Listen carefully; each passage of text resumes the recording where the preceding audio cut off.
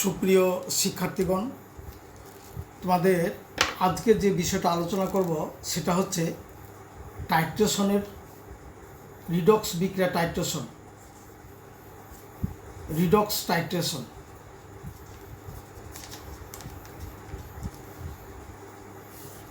আমি তোমাদের এর আগের ভিডিওতে টাইট্রেশন কাকে বলে এ সম্পর্কে আলোচনা করেছি। আজকে রিডক্স টাইট্রেশন দুই ধরনের আছে, খুব গুরুত্বপূর্ণ রসায়নশাস্ত্রের দুটো টাইট্রেশন। একটা হচ্ছে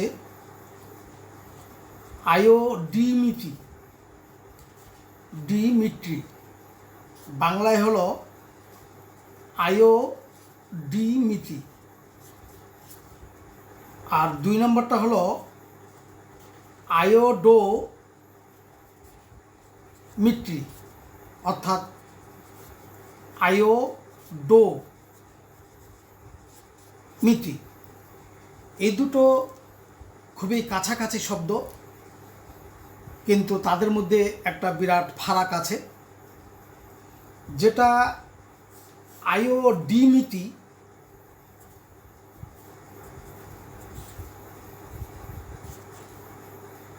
এটা মূলত আয়োডিন সেখানে প্রমাণ দ্রবণ, এর সঙ্গে বিজারক পদার্থ, এই বিজারক পদার্থের ঘনমাত্রা নির্ণয় করা হয়। তাহলে আয়োডিনের প্রমাণ দ্রবণের সাহায্যে কোনো বিজারক পদার্থের ঘনমাত্রা নির্ণয়ের যে প্রণালীটা, সেটাকে বলা হয় আয়োডিমিতি। এই বিজারক পদার্থগুলো হতে পারে sodium sulphate, thiosulphate, sodium sulphide, sodium arsenite ইত্যাদি বিজারক পদার্থের ঘনমাত্রা, অর্থাৎ তাদের স্ট্রেংথ গণনা করা হয়। তো আমরা এখানে আয়োডিনের সাহায্যে সোডিয়াম থায়োসালফেট এর বিক্রিয়া আমরা দেখি। সোডিয়াম থায়োসালফেট আয়োডিনের সঙ্গে বিক্রিয়া করে এটা হয়ে যাবে সোডিয়াম টেট্রাথায়োনেট, আর এদিকে আয়োডিন হয়ে যাবে সোডিয়াম আয়োডাইড। তাহলে এখানে দুই অণু সোডিয়াম থায়োসালফেট এক অণু আয়োডিনের সঙ্গে বিক্রিয়া করে সোডিয়াম টেট্রাথায়োনেট ও দুই অণু সোডিয়াম আয়োডাইড উৎপন্ন করে।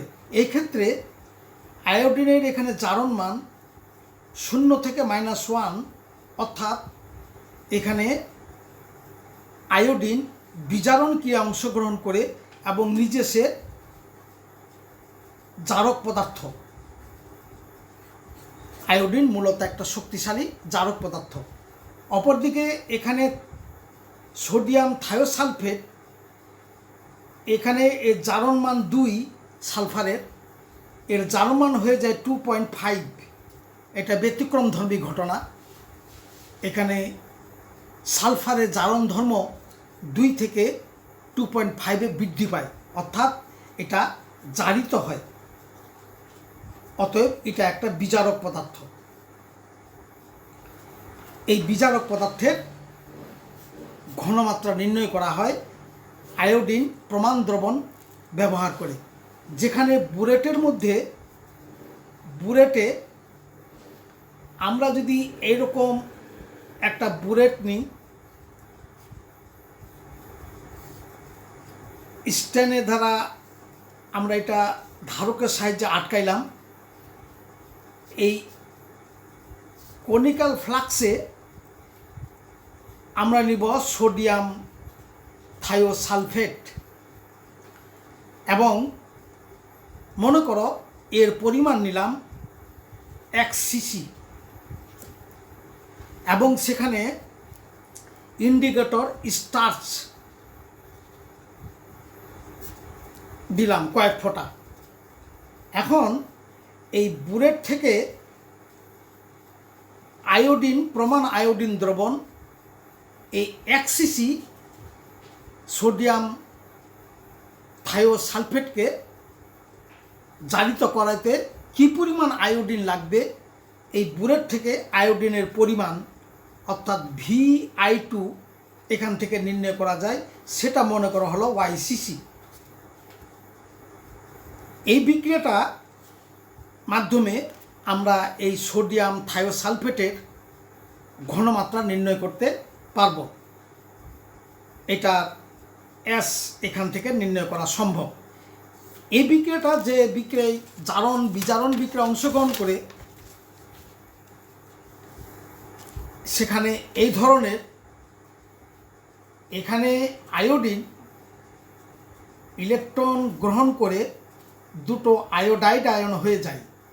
এক্ষেত্রে আয়োডিনের বিজারণের অর্ধ সমীকরণ 1, কারণ আয়োডিন হলো 17 নম্বর গ্রুপের মৌল। ফ্লোরিন, ক্লোরিন, ব্রোমিন, আয়োডিন, অ্যাসিটাইন এরা সবাই শক্তিশালী ঋণাত্মক আয়ন সৃষ্টি করে এবং এরা সবাই জারক পদার্থ, শক্তিশালী জারক পদার্থ। অতএব আয়োডিন দুটি ইলেকট্রন গ্রহণ করে আয়োডাইডে রূপান্তর হয়। এটা বিজারণের অর্ধ সমীকরণ। অপরদিকে সোডিয়াম থায়োসালফাইড দ্রবণের মধ্যে দুটো সোডিয়াম আয়ন এবং থায়োসালফেট, যেখানে সালফারের জারণ সংখ্যা 2, এই থায়োসালফেট দুটি ইলেকট্রন ত্যাগ করে এ হয়ে যায় টেট্রা থায়োনেট। এখানে এর জারণ মান 2 থেকে 2.5-এ উন্নীত হয়। সুতরাং এটা হলো জারণের অর্ধ সমীকরণ, সমীকরণ নম্বর 2। এখন এই দুটোকে যদি আমরা ব্যালেন্স করি, দুটো ইলেকট্রন গ্রহণ করেছিল আয়োডিন, জারক হিসাবে বিজারিত হয়েছিল। এই বিজারক হিসাবে জারিত হয়েছিল, তাহলে জারণ বিজারণ সমীকরণটা দাঁড়ালো এখানে 2 অণু থায়োসালফেট আয়ন, 1 অণু আয়োডিনের প্রমাণ দ্রবণ সমান দুটো আয়োডাইড এবং 1 অণু টেট্রা থায়োনেট। এখন বিপরীত আয়ন দ্বারা পূরণ করলে এখানে সোডিয়াম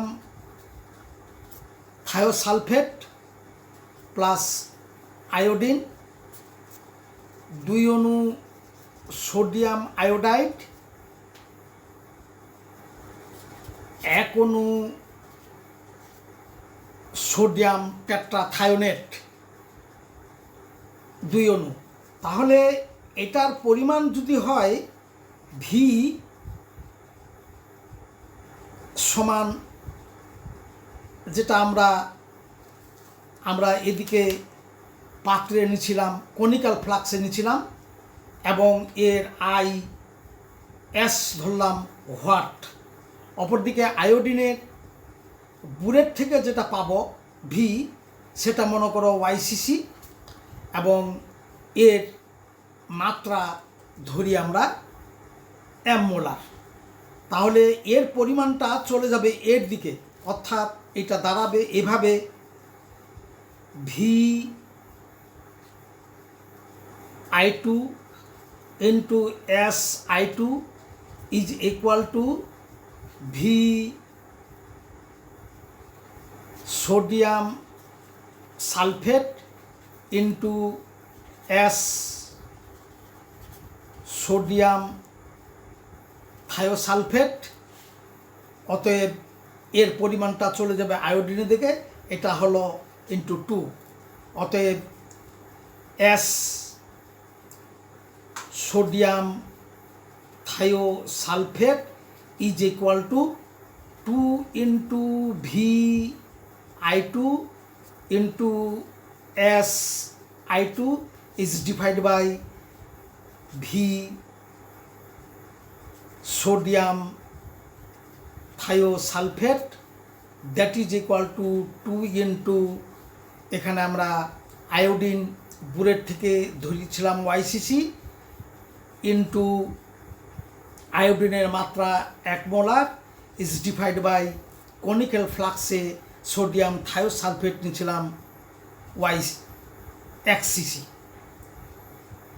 এই মানগুলো Y এবং X এর মান বসাইলেই আমরা সোডিয়াম থায়োসালফেটের ঘনমাত্রা নির্ণয় করতে পারবো। এটাই হলো আয়োডিমিত্রি টাইট্রেশন। তাহলে আয়োডিমিত্রি টাইট্রেশন হইল যেখানে কোনো বিজারক পদার্থের ঘনমাত্রা নির্ণয় করা হয় আয়োডিনের প্রমাণ দ্রবণের সাহায্যে।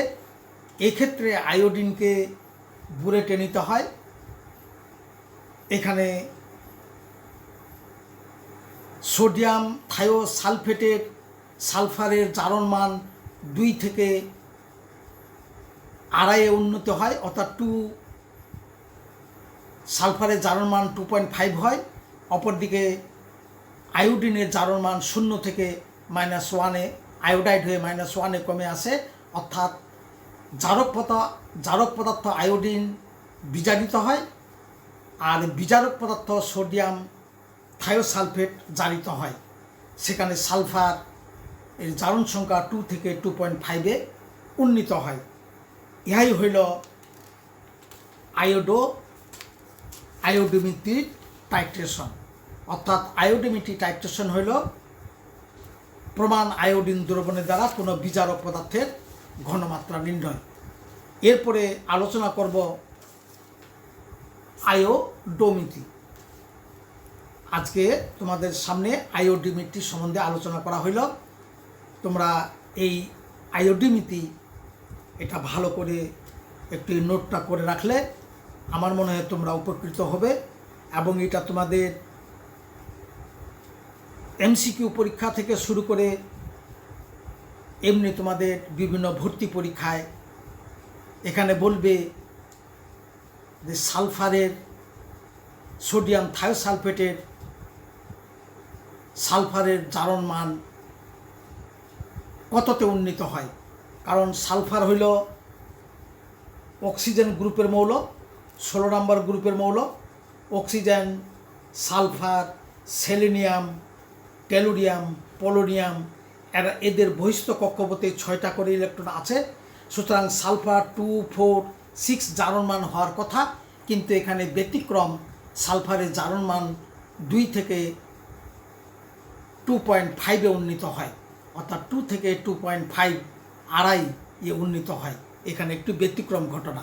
সালফার থায়োসালফেটে সালফারের জারণ মান থাকে 2, সেটা জারিত হয়ে তার সালফারের জারণ মান হয় 2.5। এই জন্য এই বিক্রিয়াটি খুবই গুরুত্বপূর্ণ। MCQ পরীক্ষা এটার আয়োডিমিত্রির MCQ প্রশ্ন থাকবে, তাছাড়াও সৃজনশীল প্রশ্ন এটা দেওয়ার সম্ভাবনা আছে। তোমাদের সকলকে ধন্যবাদ।